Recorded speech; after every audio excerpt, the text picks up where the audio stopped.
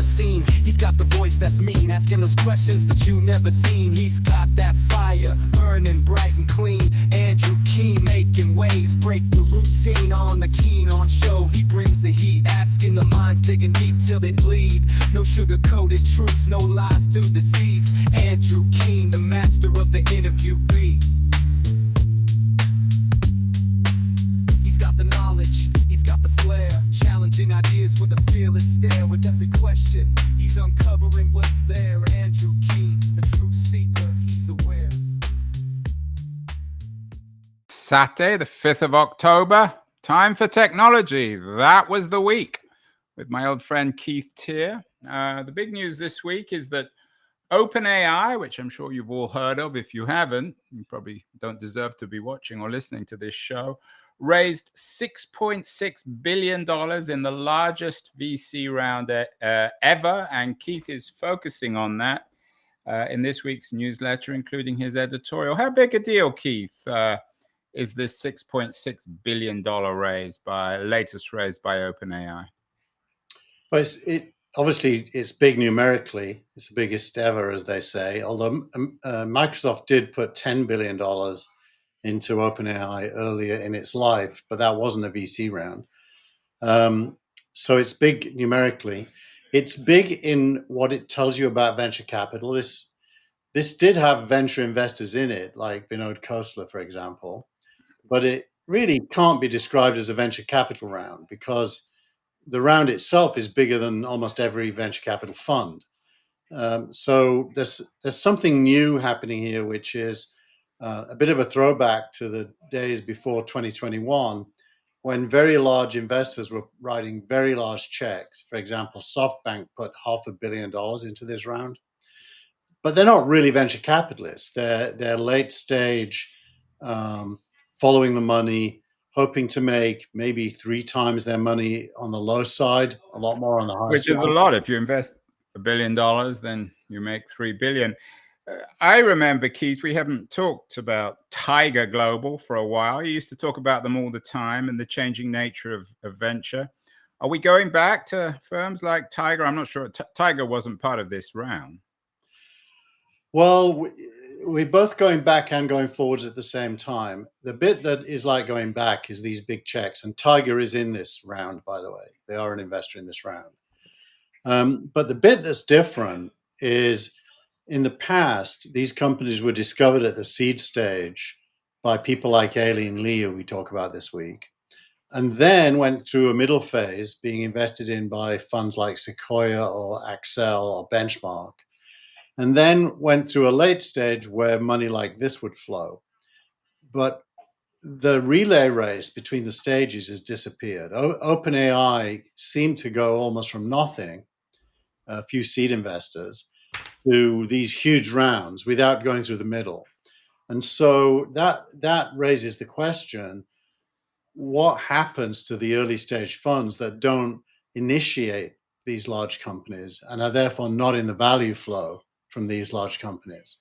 And I think that's what's different. This is high stakes, risk being played by very large check writers very early in the life of a company. And yeah, the narrative's been turned on its head. It's almost as if the principles of quantum computing have been applied to today's world. We'll talk about quantum later. You mentioned the Aileen Lee's response. One of the meatiest pieces in this week's newsletter is a piece from Lee when she asked, do startups have a chance versus big tech in the age of AI? And I guess you could also read that, do VCs have a chance versus big tech in the age of AI? History says yes, in due time. Patience, Aileen Lee is calling for. What's her argument, Keith? Well, I think she could be accused of reading history backwards. That is to say, assuming the past is going to be repeated in the present. Which is not something that is something that many of us fall into. Yeah, well, it's easy and convenient, and you could even argue a little bit lazy to do that, because it means you don't have to think. But her argument is that, the web, Tim Berners-Lee didn't own all of the value from inventing the web. And Apple and Android didn't own all the value from inventing smartphones on mobile. And therefore, same with Web 2. The companies that created the infrastructure for Web 2 are not the same companies that benefited, like Netflix or YouTube or the SaaS companies. So she's arguing that AI is going to be like that the foundation level companies, of which there are, I don't know, maybe 10, are going to create a platform on which lots of value is created that they will not participate in. The timing for that is not yet. Therefore, the right thing to do is wait until the layers above the foundation level become investable. And so I think that's a debatable point of view. It could be right, by the way. Well, I mean, everything's debatable when it's speculative. No one can be sure. She uses history. It's a nice piece. She talks about platform shift. She talks about previous platforms which have benefited, like Netflix and TikTok. I mean, isn't there I take your point, maybe she's slightly lazy in her thinking, but isn't it inevitable that the foundations of AI are being built and that there will be winners in the future that we can't even imagine? And in a sense, the web is the equivalent of OpenAI, or what once was the web is now OpenAI. Well, here's the reason she might be wrong, and I don't know that she's wrong. By the way, she could easily be right, but there's at least some, and she herself has a paragraph towards the end saying AI is different from the others, and she spells out why. The difference is AI isn't not really a platform. It's more of a replacement technology for knowledge. And once you have a replacement technology for knowledge, especially as we're now beginning to get agents, that is to say, mini AIs that can use the platforms, it's at least conceivable that the foundation layer companies will fill up every other layer themselves. And they want to. I mean, the whole reason why OpenAI has such an enormous valuation, or that Google stock is worth so much, or Microsoft, or even Apple, is that it's taken for granted that these companies will participate in the other layers. Yeah. I mean, for the more technical audience, the very concept of a layered stack, which previous innovations have had, may not be an appropriate concept for AI. It may be such a replacement, a more profound platform shift, that you can't recreate the old apps that lived on top of the prior platforms because there's no requirement for them anymore. Like Khan Academy, for example. Take Khan Academy, which was a layer on top of the web and on mobile. It's conceivable that AI can transform education all by itself from the current foundation level using agents and expertise. We talked about expertise a couple of years ago, but expertise in different subjects, a couple of weeks ago. So builders who want to deliver end user or business facing products may find that those gaps are already filled. Yeah, it's interesting, Keith. You might not acknowledge this, but I sense a hint of pessimism, unusual, un-Keith-like, un-Teare-like pessimism in your thinking, because you've always been Mr. Democratize technology and the web and opportunities. But if what you're saying is true, then we're going to just see stronger, more and more dominant monopolists or oligarchs, whatever you want to call Google and OpenAI. Do you fear this?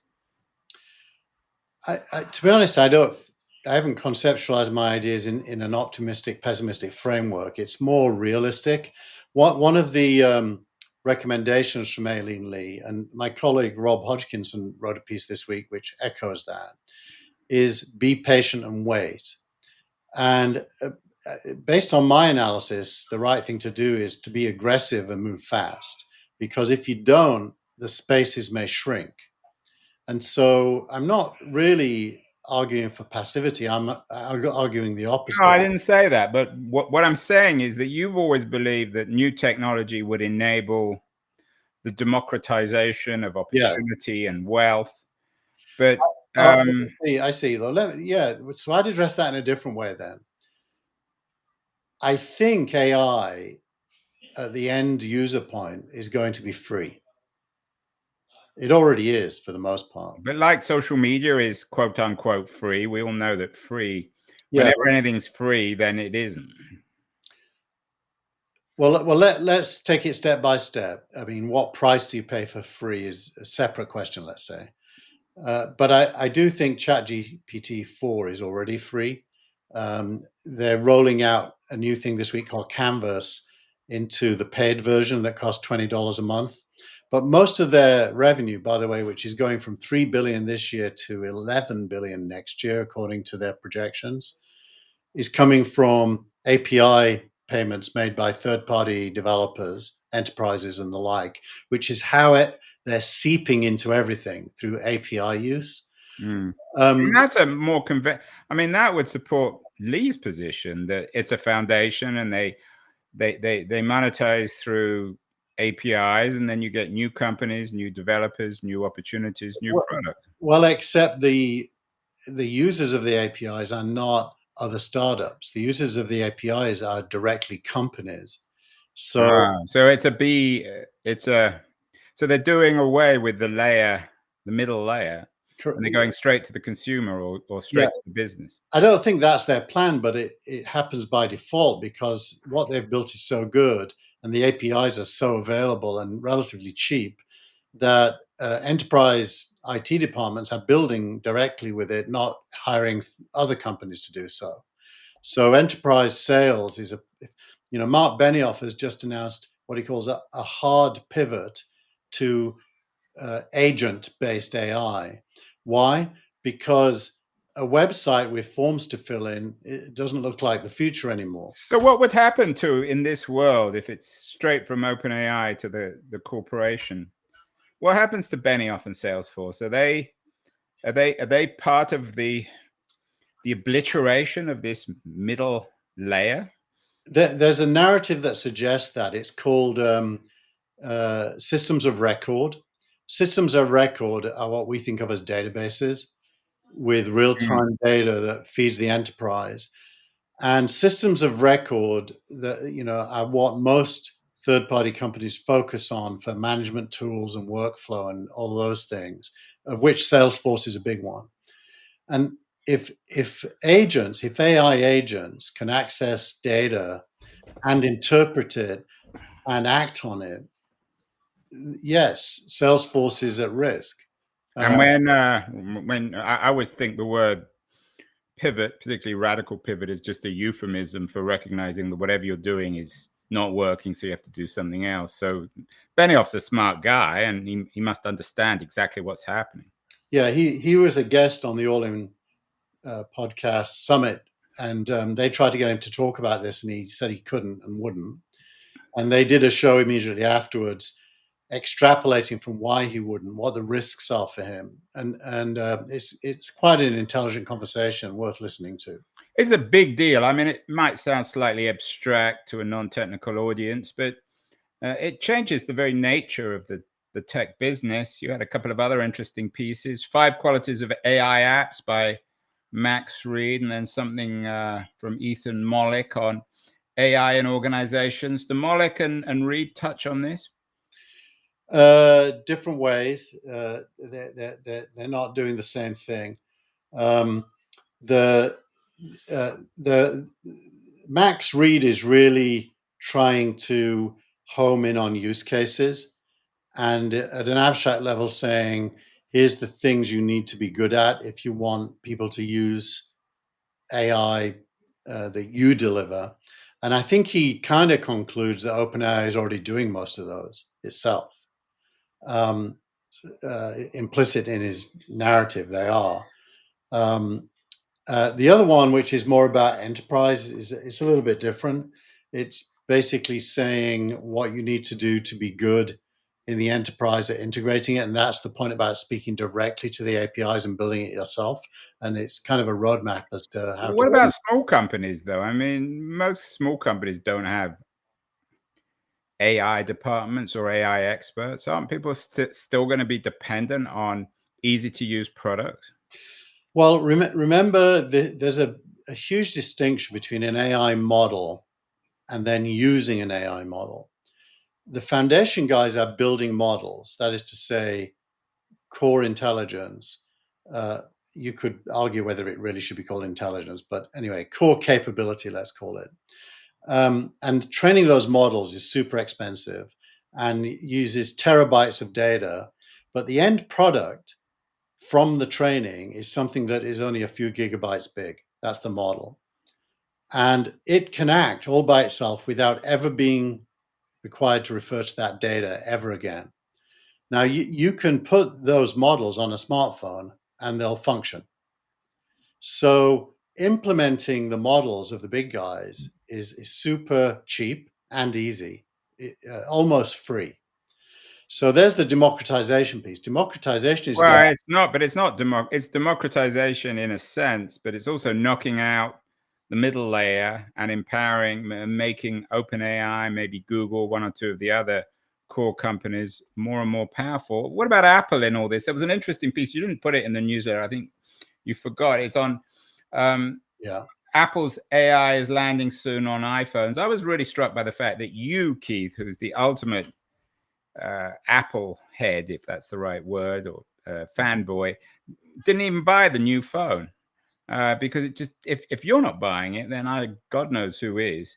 But remember, I've got an iPhone 15 Pro Max. So yeah, but I'm not criticizing. It's just the reality. It's just every year I've known you for the last 15 or 20 years. Well, I guess there haven't been 20. But in the last 15 iPhones, you bought the new one. This time you've chosen not to. It speaks to the way, to borrow some language from Mark Andreessen, that software, at least in the form of AI, is really eating the world. And that the hardware it's not irrelevant, but it's trailing behind. Yeah.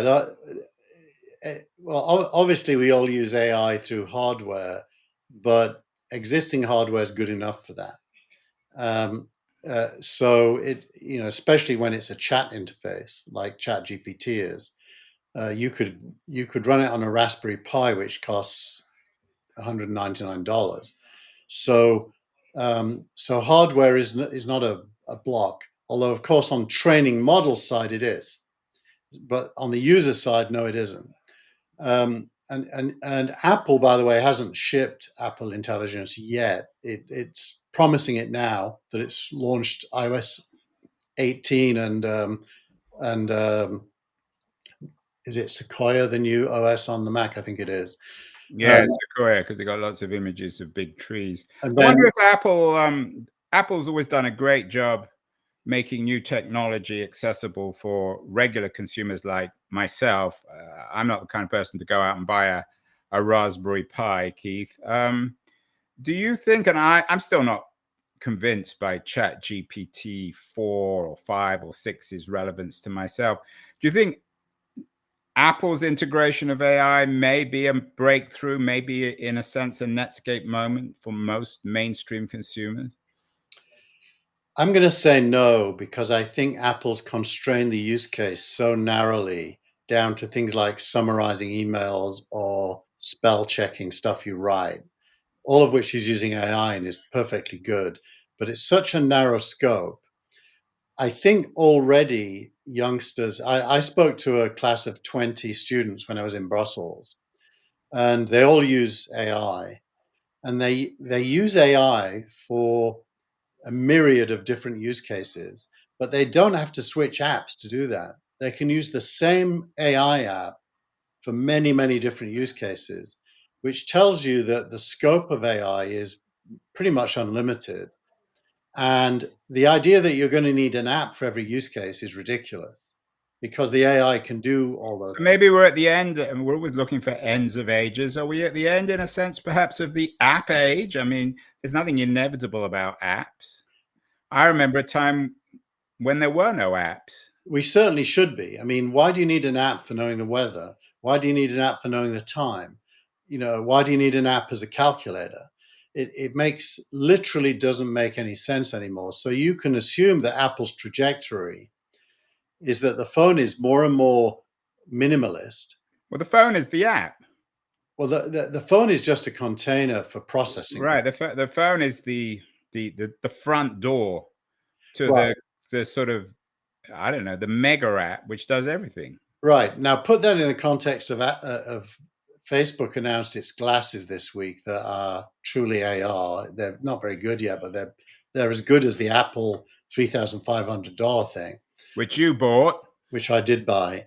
And you combine earphones with glasses with a microphone, and you've got the interface to AI that can deliver anything you want.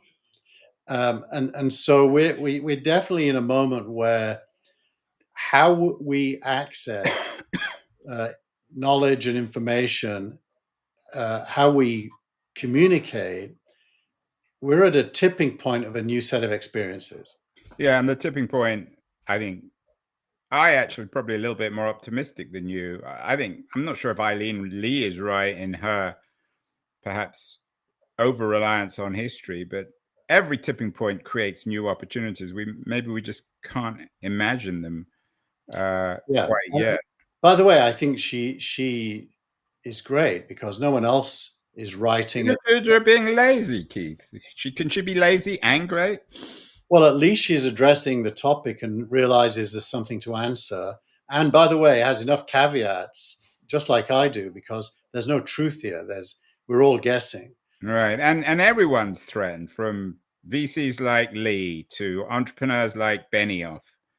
Yeah. Even the owners. I mean, if you're right and we're at the end of the age of the app, then Google and Apple should be particularly worried, because much of the value of their businesses are based on their app stores. You know, it's funny that Mark Zuckerberg, for 2 decades now, or at least since 2007, has been really angry that the hardware that sits between us and his content isn't owned by him. Is that why he changed his hairstyle? He's changed everything, hasn't he? He looks like I don't know. He looks like a figure from the Mob with his he's built his muscle and his chain. He's got the mafia quality to him. But he's been laser focused, really. Remember, he once tried to do his own phone, on owning the interface to content and information and communications. And the glasses is his latest attempt. It definitely is the case that Apple and Google could lose the audience if they lose ownership of the devices we leverage to get access to content, communications, information. And fascinating stuff. I mean, these are huge issues. Once in a decade, or perhaps in a century, we get these kind of things. We'll come back to that. You mentioned earlier, Keith, that you gave a speech at a school in Brussels. We missed last week's show because you were in Brussels, I was in London, and you wrote about unleashing AI for Europe. Can Europe produce world-class AI innovation? You've always been pessimistic about that. Did you come back from Brussels more or less pessimistic about Europe's ability? I mean, and in terms of this OpenAI issue, it's bad news for Europe. I mean, they're doubly now in jeopardy. I mean, they couldn't keep up with Google and Apple. They're certainly not going to be able to keep up with OpenAI. Yeah, well, it tells you a little bit about why regulation is such a big topic there, because they're trying to slow it all down. Yeah, but they're fighting, speaking about fighting yesterday's battle, I mean, worrying about monopolies in the App Store from Google or Apple is profoundly counterproductive in this new environment. Yeah. No, I came away, it was in the aftermath of Mario Draghi's report about Europe. Yeah, which we talked about a couple of weeks ago. Yeah, and now it's interesting. Draghi puts Europe's weakness down to the fragmentation of languages and rules-based regimes, and argues for a stronger centralized EU. I think the opposite is needed, which is bottoms-up innovation from a culture of risk. That's the missing ingredient there. It's interesting. Europe only spends $55 per head on innovation, in venture. The US spends $500 per head per year, and the UK even $320 per head per year. So Europe just isn't a bottoms-up innovation culture. Worse still, of that $55, more than 60% comes from government organizations whereas 100% of the US comes from private money. So you've really got a top-down, stultified, risk-averse culture in an era of innovation. It just can't work. Yeah, and all the value in Europe in economic terms increasingly is in its museum-like qualities. So people go and visit its museums, its beaches, its beautiful cities. Yeah. But by definition, that seems to make their economies increasingly, if not marginal, certainly unable to compete with the US and presumably also with China. I mentioned quantum earlier. You were nice enough to make my interview with Martin Schmidt, who's the president of Rensselaer Polytechnic Institute, RPI, which is up there with MIT as a top tech school, about quantum. RPI is the first university to acquire a quantum computer from IBM. I'm not sure if you looked at the interview, but are we at the beginnings, Keith, of the quantum age, just as AI obviously is changing everything? Is quantum existing in parallel, or could it conceivably power AI? You may have to help me out here, Andrew, because I am not even a good amateur when it comes to quantum. It's a strange world to me. I don't really understand how qubits, which is the unit of storage in quantum, work. I do notice in tests and coming out of labs more and more proof that quantum can be very good at certain things. I'd be interested in what he says about whether it can be good at all things. Well, he doesn't say that, and you'll have to watch it. You made it the interview of the week. Everyone should, of course, watch it, especially that was the week viewers. Keen on people will probably have already seen it. He makes an interesting case. He doesn't overpromise. One of the takeaways that I thought was particularly interesting, actually, from the Schmidt piece was how he believes that the Biden CHIPS initiative, massive investment, is actually beginning to change upstate New York. And this represents the beginning of a fundamental shift in the US economy. So it's not just always about OpenAI and Google and Apple. It's about new factories, new companies, new kinds of hardware initiatives. So it's an encouraging piece, and he's an interesting man. Let's move on, Keith, to startup of the week. You didn't have the cheek to make it OpenAI. Instead, you made it a company called Cerebras. Tell us about Cerebras. Why are they interesting? And it's I think it's pronounced Cerebras. Cerebras. I apologize. Cerebras. The Cerebras people. Well, firstly, they filed for an IPO. Secondly, they build AI chips that are specifically built for AI. They're called wafer scale chips, so they're much bigger than the NVIDIA chips that people use today.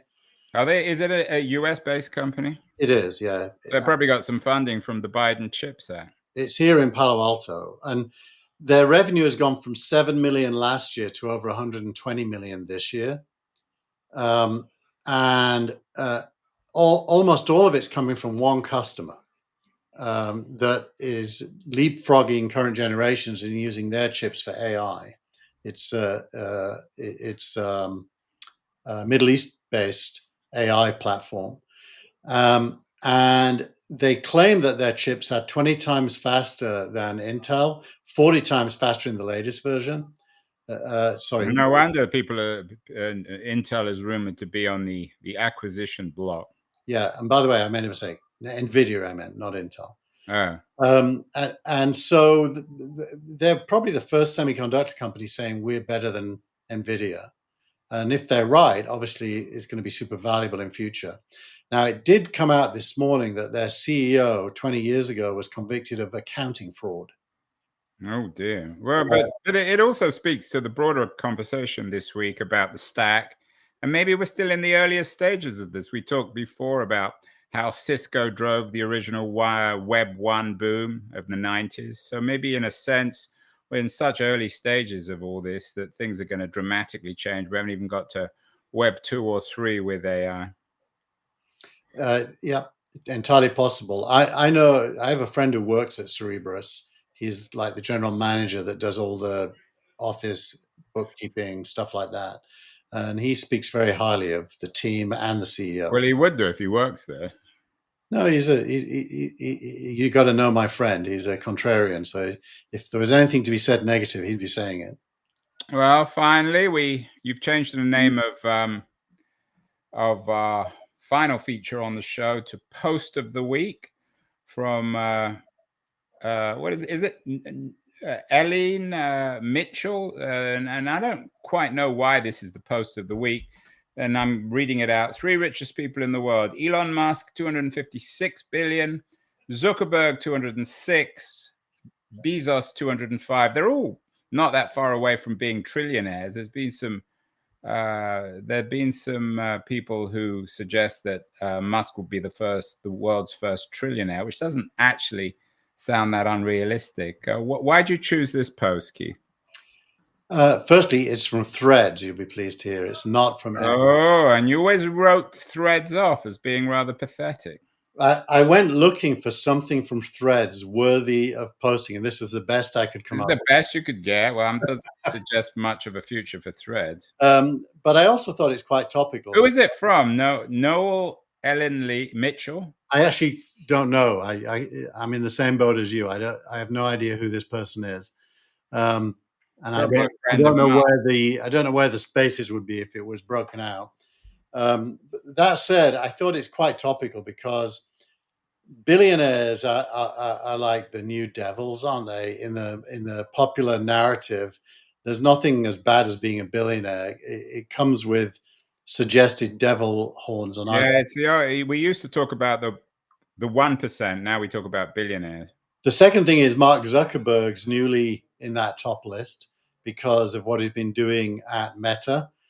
So he's a rising billionaire. Yeah, he's wealthier now than Bezos, which is quite and Bill surprising. I never would have guessed that. And Bill Gates and the Berkshire Hathaway guy as well, not up. So it's a symptomatic that back to the theme of OpenAI, large pools of money are getting larger and dominating.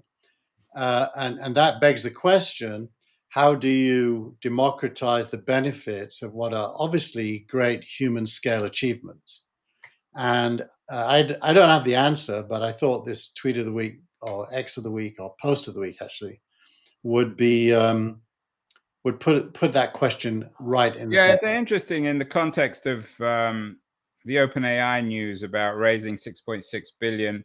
I know that Sam Altman has renegotiated whatever business arrangement he had and presumably will end up owning more stock. Could you imagine, because of you've always been very bullish on AI, could we imagine Sam Altman at some point getting onto this list? Hard to tell because we don't know the structure yet, but it's entirely certainly OpenAI, I think, is going to become the world's most valuable company. Yeah, you've said that many times. Not everyone, of course, agrees with you. As always, if everyone agreed with me, I wouldn't be me. Yeah, although it's not a particularly outrageous thing to say. And I mean, what happens? We need to end here. I don't want to make this into another Elon Musk conversation, but what happens if one of these people, Musk, Zuckerberg, or Altman, becomes a trillionaire? What will be the implications? We already see Musk in some ways taking on foreign governments, sometimes even beating them. Is this something, you've always been a great critic of the nation state, Keith, but is this something that you will welcome, that you will celebrate, the world's first trillionaire? No, because I don't think billionaires are better than nation states. I do think the human race is going to be challenged to answer the question, what could be better than nation states? But the answer will not be billionaires. I do think in the absence of an answer, billionaires fill the void. And so if you really don't want billionaires as globalists to have a lot of power, it's incumbent to come up with an answer of what's next for humanity. And, I don't have all the answers to that, but you don't have any of the answers. None of us do. And we know that. Yeah, but I have the question. Most people don't have the question. Well, it's easy to have the question, what's next, but none of us know. And it seems as if we have companies like OpenAI or the Musk companies which are increasingly powerful and wealthy, making them increasingly powerful and wealthy. And there's very little evidence of anything else. Yeah, my intuition is that it's some combination of highly local democracy and global frameworks that allocate resources to agreed human goals. But that's a bit vague and abstract. That is very vague and abstract. You sound like some UN guy or a mid-level academic, Keith, in a business school. We will come back to this subject. You are not alone in not understanding the future. That's why we have. That was the week, and we will be back next week to talk more big tech with Big Keith Teare. Thank you so much, Keith. Big and getting bigger if I don't stop eating ice cream. Can I step on the sea?